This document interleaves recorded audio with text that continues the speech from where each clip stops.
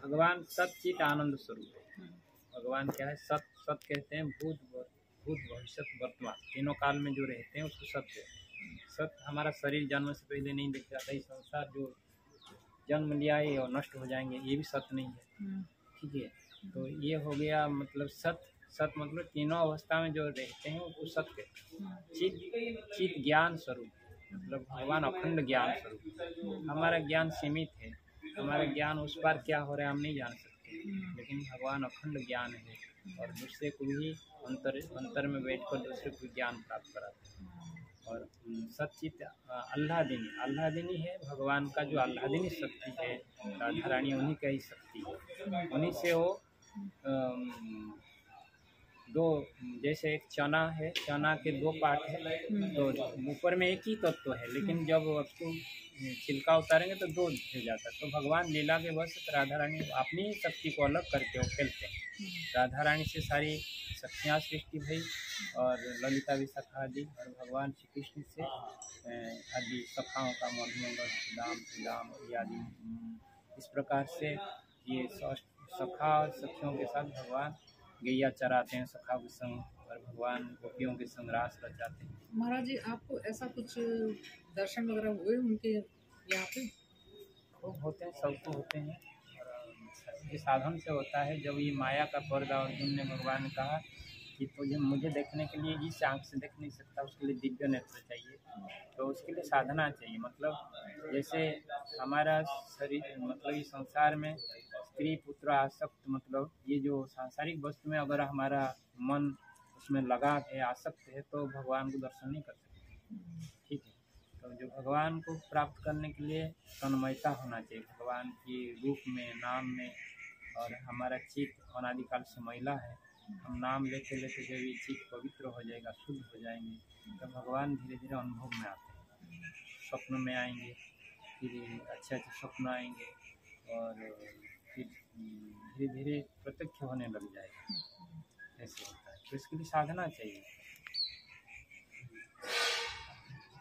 वहाँ मंदिर में कुछ ऐसा वाइब्रेशन वगैरह महसूस होता है कुछ? देखिए ऐसा है, जब मन आपका कितनी बड़ी सुंदर स्थान में चले जाइए, अगर मन में कोई उलझन लेकर गए हैं वहाँ तक भी, तो वहाँ जाकर वो स्थान भी सुख नहीं दे सकता। ठीक है, मन में विभिन्न उलझन है। हाँ, उस स्थान का एक शक्ति होता है कि कितने बड़े सुंदर स्थान में, जैसे हिमालय में चले थोड़ी देर के लिए 5-10 मिनट के लिए आपको एक परम बहुत शांति महसूस हो रहा है, ये फील होगा आपको। लेकिन तुरंत जो आपके भीतर में चल रहा है वो अगर सामने आ गया, तो फिर वो वहाँ का जो सुख आनंद था 5-10 मिनट का, तुरंत अदृश्य हो जाएगा, नष्ट हो जाएगा। हम अपने अंदर जो क्लेश हम बैठा रखा है, विभिन्न चिंताओं दुश्चिंताएं आकर हमको अटैक करेगा, ऐसा होता है ना। तो वहाँ का सुख, तो वहाँ जब निर्मल भाव से भगवान के, भले हम कैसा भी है लेकिन भगवान के है प्रभु में आपके शरण में हो, पहले तो विश्वास, श्रद्धावान लभते ज्ञान, पिताजी ने जो श्रद्धा विश्वास होना चाहिए। भगवान साक्षात है, भगवान है, मैं भले अनुभव नहीं कर पा रहा हूँ, मैं देख नहीं पा रहा हूँ, भगवान है, ऐसे विश्वास तो करे पहले। और नहीं तो गिरिराज जी भगवान पत्थर रूप हैं, उनको साक्षात, लेकिन भगवान ने स्वयं सब उसको पूजन किए और एक रूप में विराट स्वरूप धारण कर लिए, और सब ब्रजवासियों ने देखा। तो भगवान वो अभिन्न स्वरूप है, गिरिराज जी भगवान का, श्री कृष्ण का स्वरूप है। लेकिन हम जो इस जाएंगे तो क्या देखेंगे, पत्थर है, और उसको जब भक्त जो है प्रेम नेत्र से उसको भगवान का रूप दिखता है। ये भाव ही भव कारण, जब भावना भगवान में धीरे धीरे साधन भक्ति द्वारा प्रेम भक्ति लाभ होता है।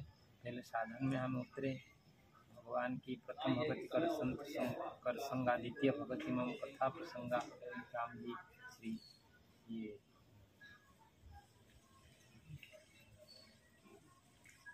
क्या था उनका नाम, मातंग ऋषि चेली के बता रहे हैं, तो नवदा भक्ति भगवान स्वयं उपदेश दे रहे हैं। तो उन्होंने कहा प्रथम भक्ति कर संत कर संगा, पहले सत्संग करिए, अच्छे संतों का संग करेंगे तो उनके मुख से वो कथा मिलेगी, फिर भगवान में रक्ति उत्पन्न होगा। स्वयं भागवत जी में नारद जी अपनी का बात व्यास देव जी को सुनाते हैं। मैं दासी का बेटा था, मेरी माँ किसी एक ब्राह्मण भक्त थे, उनकी वहाँ सेवा करती थी और वहाँ संतों का आना जाना था। तो कुछ संत चतुर्मास करने वहाँ आए थे और मैं बालक था। तो मैं बालक होने पर भी कम बोलता था। अपनी बात कह रहे हैं, ये बालक का बहुत बड़ा लक्षण है, कम बोलना। और मैं चंचलता का अभाव था मुझ में। और मैं वो जो साधु संत जो भजन करते थे मैं उसको देखता था और उनका फूल तुलसी आदि जितने मुझसे सेवा बनता मैं कर लेता।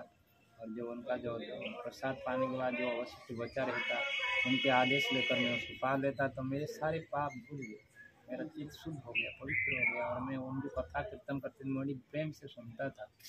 और जब वो चलने लगे तो मुझे रोना आ गया, मैं रो पड़ा, हे संत भगवान आप जा रहे हैं, मुझे भी कुछ उपदेश कीजिए।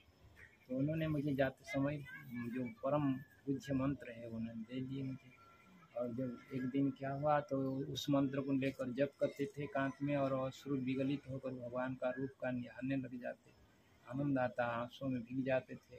तो मैया एकमात्र बेटा तो उसकी कभी कभी बुलाते, बेटा तो इतना देर क्या ध्यान कर रहा है, जब प्रसाद खा ले। तो इस प्रकार वो मन में सोते मैया ही मेरा भजन में बाधा डालता है, तो कृपा करें कि मैं पूरा निश्चिंत होकर भजन करूँ। तो एक दिन मैया ने गैया दोहने जा रही थी, कोई पैर पड़ गया कोई सांप में, तो सांप डस गया और मैया मर गई।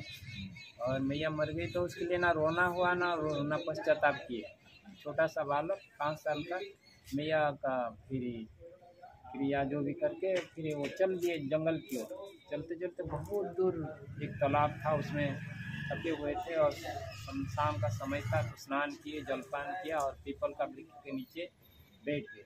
और जो संतों ने जो उपदेश दिया था उसका ध्यान करने लगे, जप करने लगे।